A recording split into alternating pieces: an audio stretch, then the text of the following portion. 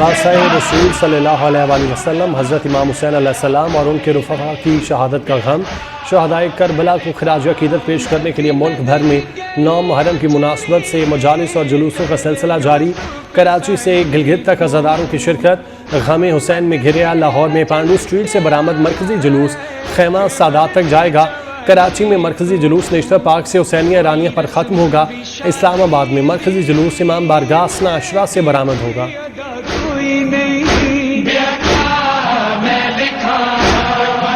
سکھر میں امام بارگاہ شاہ عراق سے برآمد نوجھالا ماتمی جلوس روہڑی پہنچ گیا۔ فیصل آباد کی امام بارگاہ عزاخانہ شبیر میں مجلس اعزا۔ لاہور میں نکلسن روڈ سے امام بارگاہ عطیہ اہل بیت سے شبیہ ذوالجناح کا جلوس برآمد۔ لاہور میں ہی قصر بطول امام بارگاہ شادمان سے بھی 9 محرم کی مناسبت سے جلوس برآمد ہوا۔ جھنگ کی امام بارگاہ قصر عباس محلہ دبکرہ میں قدیمی تعزیے کی تیاری۔ فیصل آباد کے دھوبی گھاٹ گراؤنڈ میں خیمہ بستی قائم۔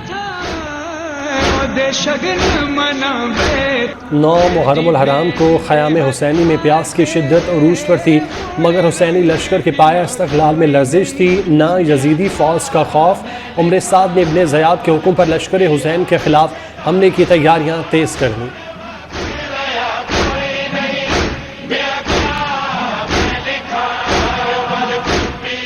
کربلا معلیٰ میں محرم کے دوران عزاداری کا سلسلہ جاری، زائرین کی بڑی تعداد موجود۔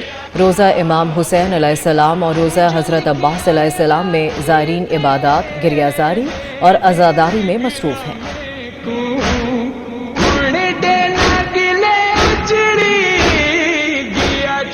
یہ کون ذی وقار ہے، بلا کا شاہ سوار ہے، یہ بالیقین حسین ہے، نبی کا نور عین ہے۔ لاہور میں یوم عاشور کا مرکزی جلوس آج نثار حویلی سے برآمد ہوگا۔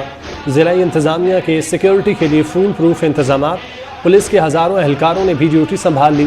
جلوسوں کے راستے فوج اور رینجرز طلب، جلوسوں کے راستے خاردار تارے لگا کر سیل کر دیے گئے۔ عزاداروں کے لیے واک تھرو گیٹ نصب۔ لاہور میں حضرت علی بن عثمان حجویری المعروف داتا گنج بخش رحمۃ اللہ علیہ کے مزار پر غسل کی تقریب۔ مزار شریف کو عرق غلاب سے غسل دیا گیا۔ نائب وزیر اعظم اسحاق ڈار اور صوبائی وزراء کی شرکت۔ نعت خوانوں نے بارگاہ رسالت میں گلہائے عقیدت پیش کیا، منقبت بھی پیش کی گئی۔ محفل حمد و ثنا اور ختم شریف کی محفل میں عقیدت مندوں کی بڑی تعداد کی شرکت۔ خطیب داتا دربار مولانا مختار احمد ندیم نے خصوصی دعا کروائی۔ پنجاب میں فوج اور رینجرز تعینات کرنے کی منظوری۔ لاہور میں فوج آج پولیس کے ساتھ مل کر فلیگ مارچ کرے گی۔ ملک بھر میں 9 اور 10 محرم پر چھٹی ہوگی، 2 دن ڈبل سواری کی بھی پابندی۔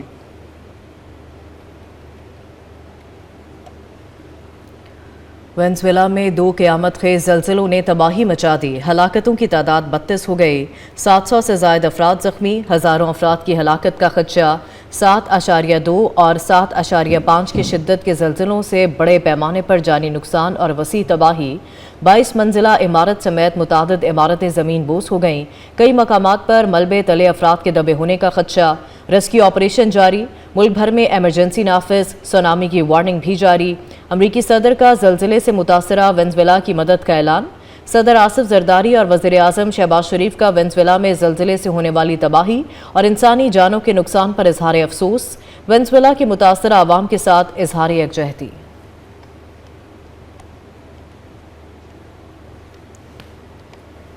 وینزویلا میں زلزلے کے جھٹکوں سے پڑوسی ملک کولمبیا کا دارالحکومت بوگوٹا بھی لرز اٹھا۔ جاپان میں بھی 6.9 شدت کا زلزلہ، ٹوکیو میں بھی زلزلے کے جھٹکے محسوس کیے گئے۔ امریکہ اور میکسیکو میں بھی 5.6 شدت کا زلزلہ۔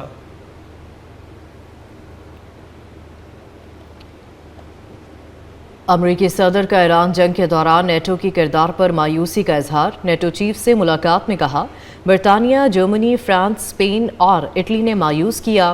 ٹرمپ نے ایران کو منجمد اثاثوں سے رقوم دینے کی خبروں کی سختی سے تردید کی۔ کہا، ایران امریکہ کے ساتھ معاملات میں بڑی رعایتیں دے رہا ہے۔ ایران نے آبنہ ہرمز سے گزرنے والے بحری جہازوں سے ٹول ٹیکس نہ لینے کی یقین دہانی کرائی ہے۔ طے شدہ معاملات پر عمل نہ کیا تو دیگر آپشنز بھی موجود ہیں۔ امریکی صدر نے کہا کہ ایران کے منجمد فنڈز میں سے کچھ رقم امریکہ جاری کر دے گا۔ رقم کا مکمل کنٹرول امریکہ کے پاس ہی ہوگا۔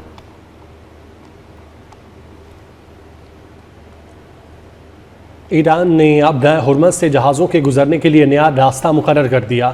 پاسداران انقلاب کا کہنا ہے کہ اب ہرمز سے گزرنے کے لیے صرف ایران کا مقرر کردہ راستہ استعمال کرنے کی اجازت ہے۔ بحری جہاز ایرانی فورسز کے ساتھ رابطے میں رہتے ہی سفر کریں۔ اس سے قبل عمان نے بھی اب ہرمز سے جہاز رانی کے عمل کو آسان بنانے کے لیے نیا سمندری راستہ کھولنے کا اعلان کیا تھا۔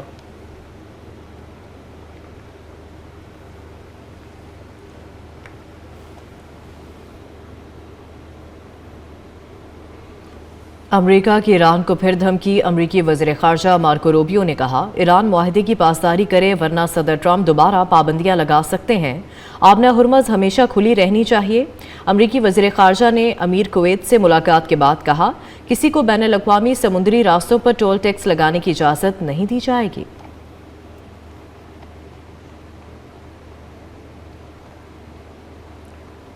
امریکہ جنگ کے خاتمے سے متعلق مفاہمتی یادداشت کی مرضی کی تشریح سے گریز کرے۔ دشمن کی دشمنی محض ایک معاہدے پر دستخط سے ختم نہیں ہوتی۔ ترجمان ایرانی وزارت خارجہ اسماعیل بقائی کہتے ہیں امریکہ نے کبھی بھی سچائی اور شفافیت کا مظاہرہ نہیں کیا۔ اسلام آباد MOU سے متعلق متضاد بیانات امریکی عدم اعتماد میں اضافہ کریں گے۔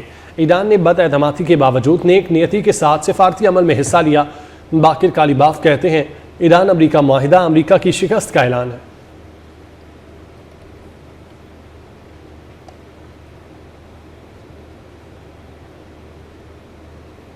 امریکہ ایران معاہدے کے عالمی معیشت پر مثبت اثرات۔ پیٹرولیم مصنوعات کی قیمتیں ایران امریکہ جنگ کے آغاز سے پہلے کی سطح سے بھی نیچے آ گئیں۔ امریکی خام تیل WTI کی قیمت کم ہو کر $69 فی بیرل پر آ گئی۔ برطانوی خام تیل برنٹ بھی سستا ہو کر $72 فی بیرل میں فروخت ہونے لگا۔ اماراتی مربن $66 فی بیرل پر ٹریڈ۔ پاکستانی معیشت کے لیے اچھی خبر۔ عالمی مالیاتی ادارے باکلے نے پاکستان کے خود مختار ڈالر بانڈز کی درجہ بندی اپ گریڈ کر دی۔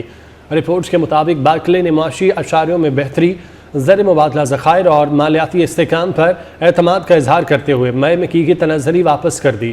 پاکستانی بانڈز کی کارکردگی بہتر ہونے کی پیشگوئی، سرمایہ کاری کے اعتماد میں اضافے اور پاکستان کی کریڈٹ ریٹنگ بہتر ہونے کی توقع۔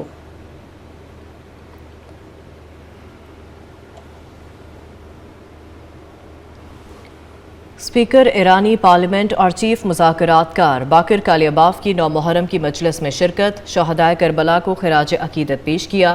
تہران میں ہونے والی مجلس میں مصائب اور فضائل اہل بیت بیان کیے گئے۔ کالعدم عوامی ایکشن کمیٹی کو ایک اور بڑا جھٹکا، کور ممبر فیصل جمیل کشمیری کا لا تعلقی کا اعلان۔ ویڈیو پیغام میں آزاد جموں کشمیر کے نوجوانوں سے کالعدم کمیٹی کے انتشار کو مسترد کرنے کی اپیل کر دی۔ کہا عوامی حقوق اور آٹے بجلی کی قیمتوں سے شروع ہونے والی تحریک کا رخ موڑ دیا گیا۔ چیزوں کو باہمی مذاکرات اور بات چیت سے حل کیا جانا چاہیے۔ آزاد کشمیر کے امن کو خراب نہ کیا جائے۔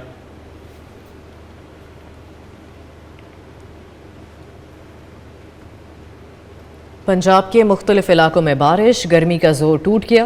گجرانوالہ، وزیر آباد، سرائے عالمگیر، کھاریاں، کاموکی، مرید کے ناروال میں بادل برسے۔ بارش کے بعد ٹھنڈی ہوائیں چلنے سے موسم خوشگوار ہو گیا۔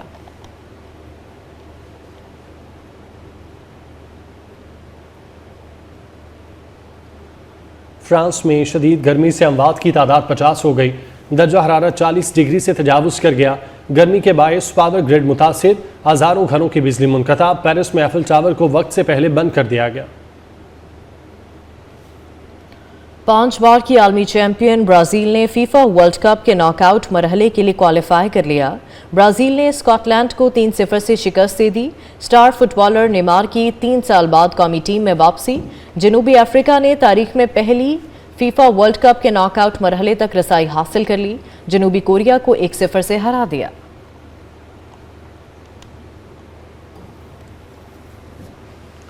مراکش نے بھی فیفا ورلڈ کپ کے ناک آؤٹ مرحلے میں جگہ بنا لی۔ ہیٹی کو 4-2 سے شکست۔ سوئٹزرلینڈ میزبان کینیڈا کو ہرا کر ناک آؤٹ مرحلے میں پہنچ گیا۔ سوئٹزرلینڈ کو 2-1 سے شکست تھی۔ کینیڈا شکست کے باوجود ناک آؤٹ مرحلے میں پہنچنے میں کامیاب۔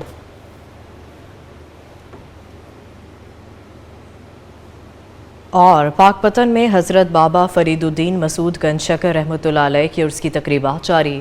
بہشتی دروازہ ایک بار پھر زائرین اور عقیدت مندوں کے لیے کھولا گیا۔